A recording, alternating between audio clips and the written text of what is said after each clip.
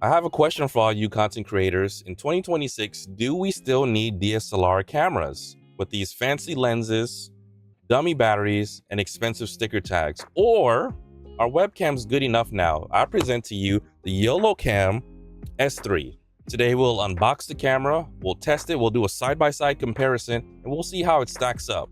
Most webcams don't do very well in my office, but we'll see how the YoloCam performs in this low light setting. Generally, cameras will look a little bit grainy, but I have a good feeling about the YoloCam based off of what I've seen myself. So let's go ahead and jump right into the unboxing. We have the YoloCam box here. Very tiny box, simple, clean packaging. I like that. Not overly complex. Let's see what's inside and get this camera hooked up as quickly as possible. All right, booklets, cables. I'm going to move this to the side. We're done with the box here. Nice thick USB-C cable. Adapter here. So you can make it USB-C to USB-C. I like that. Very, very nice. All right, within that box, there's two smaller boxes. Ooh. Ooh, YoloCam kind of heavy. I like that. Damn, boy, he's thick! I like that. I'm big into build quality, weight, feel, and things like that. And a lot of cameras do feel plasticky, and this one definitely feels like it has a really solid build.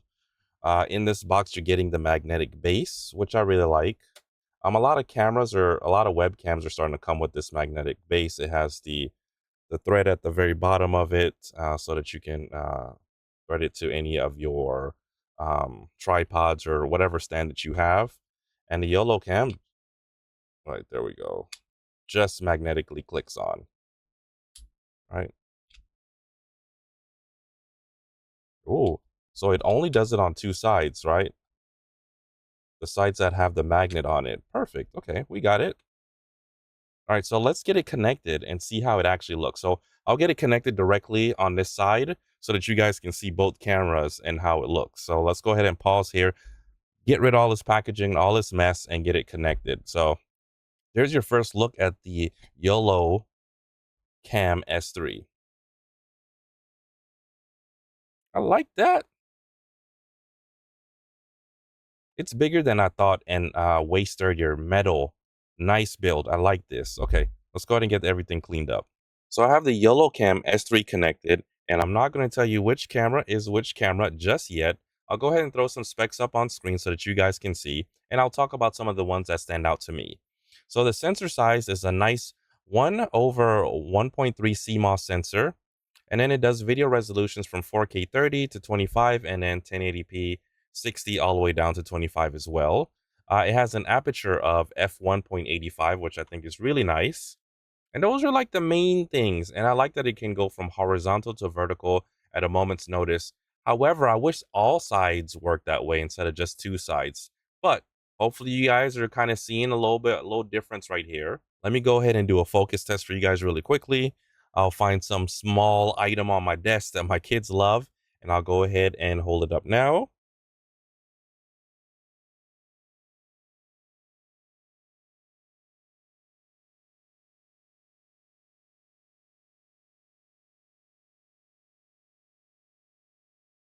You guys let me know which one worked better. Pop it up on screen again. Boom. Pop it up on screen again. Boom. Okay. You guys let me know which one looked nicer on that focus test. I thought they both did a really good job. I'll share with you the YoloCam S3, the interface, and let you guys get a feel for it. So let me get that set up here. 1 second. All right. So we have the YoloCam. I hate seeing myself up there so big, but we have the YoloCam interface. They call it the YOLO Live Compose. Okay. So right when you come into the app, you can see you can change the orientation to any way you like it. Right. 16:9. You would flip the cam. So let me see if I can do a quick test while live. Ooh, that magnet's really stuck on there. Ooh, I'm ready to make some vertical content. I like that. I like that. That was really quick. That was dope. Image setting. You have a lot of different settings in here. Warm colors, red correction, cool colors. Ooh, Sony cool colors. I like that. Let's try it. Uh, let's try red. Red correction. Ooh, okay. Red correction is okay. It's doing its thing. I like that. Okay. You have your different settings for sharpness, contrast, saturation. I kind of played with these a little bit right out of the box. They were all set at 50. I brought them down a little bit to kind of match the camera that I have set up now. Vignette correction. So as we click this on and off, it has like some type of vignette around it where around me is a little bit darker, and this will bring it back up a little bit brighter, which I like. I think it does help it. All right, so as we go through this, now we're in the focus types, right? So we have AFC, which is, I had to look this up and then come back to the video. So autofocus continuous, right? So anything inside that yellow box should be in focus. Anything outside of it should be less focus. Autofocus S is single, so it focuses on one thing. So I can put it on me or on an object in the background, and then that object becomes its main point of focus, right? So if you have something that's stationary, you can just do face, which I like. It just tracks my face. Anywhere I move, you can see the yellow box kind of moving around. And then manual focus, and then a new option becomes available. And so we have different variations or different degrees of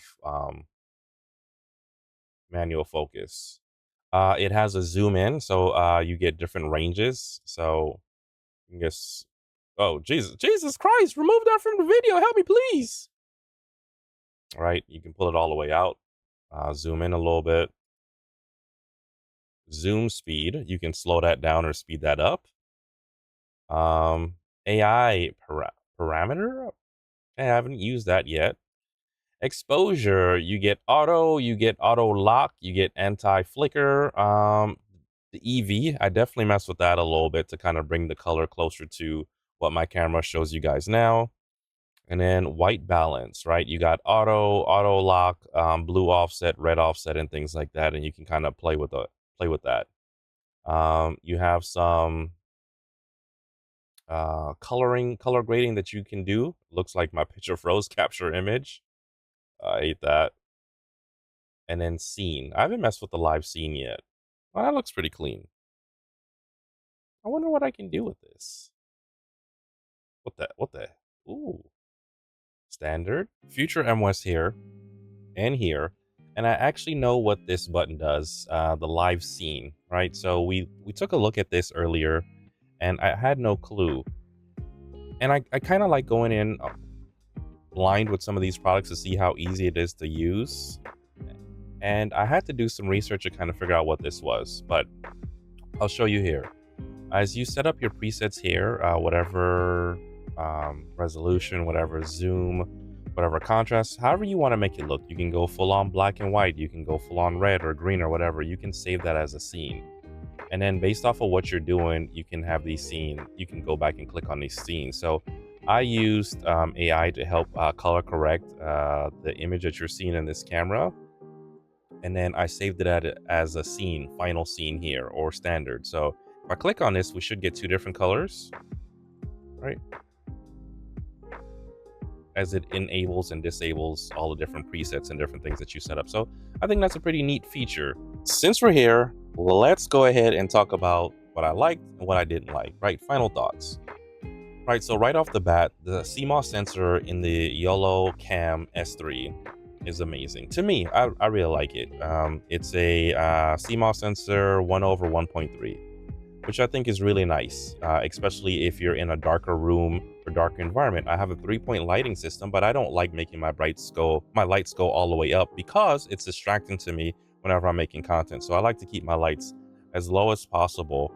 And with the current camera I have, with the Sigma lens, it's able to do a really good job.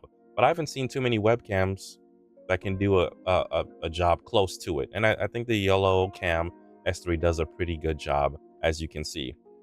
Um, I like the build quality of it. It feels very sturdy. I like the magnetic plate. Everything feels good about it. I like that at a moment's notice, I can flip it around and do vertical content. So I have it in my setup, um, set up in a way so that I can do vertical content should the need hit me. And I think that's great. The price point at $200 isn't too bad. There's some other cameras on the market that I think are comparable or can give it a good run for its money. But I think the YoloCam S3 is in a good position. Things that I didn't like about it. I don't like that I have to dig through. I don't like in the menu that you can't tell whether it's at 4K or 1080p. I was able to see, I was able to set it at 4K in OBS. And I think that's a problem. I shouldn't have to use a third-party app to set the resolution for this camera. I think that it should be in the settings. Right, YOLO? You agree with me, right? Um, the cable for it is a thicker USB-C cable that I shared when I was unboxing it, and the cable's rather short. I have other cameras that are connected up via USB-C, and when I plug those cables into this camera, the camera's saying, hey, we don't recognize that, that's USB 2.0 or whatever it's saying. There's some type of issue with that. So right now, it feels like I'm stuck using the YoloCam S3 USB-C cable, which is a little on the shorter side. Luckily, I had some room on the other side of my desk to mount it and get it set up. But when I had it over here next to my main camera to do the comparison, it barely reached. And then when I connected other cables, there were issues. So I'm not able to see what video quality I have it on. And then the cable's a little short. The menu is okay. I like some of the AI features, but it's nothing to write home about. But you can navigate it. And I was able to get through most of the menu without having to look anything up. So menu's okay, camera's great, chip's great, price is cool. Unable to see that one thing inside the actual app itself is a little strange. You guys decide for yourselves based off of what you're seeing here in these two different shots. Let me know what you think. If you guys have any questions, leave them in the comments below. I'm Mwest. I'm your friendly neighborhood camera review guy and mic review guy. But let me know what you guys thought about this video. And if there's any other cameras on the market that you guys would like to see me review, reach out. Let me know. Peace.